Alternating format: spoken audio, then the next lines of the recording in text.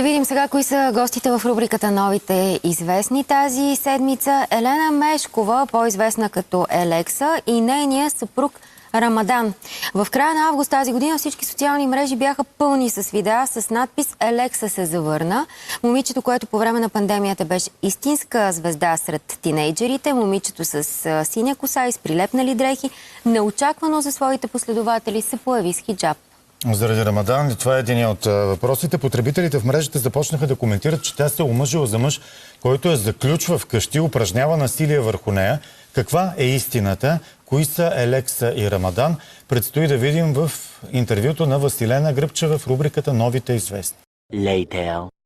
Аз съм Елена, или по-позната в социалните мрежи като Елекса. Преди бях известна със своите танци, цветни коси и видеа на Sims, една компютърна игра, която е симулация на живота. А днес изглеждам така и качвам готвене, рисуване и неща от живота. И може би скоро...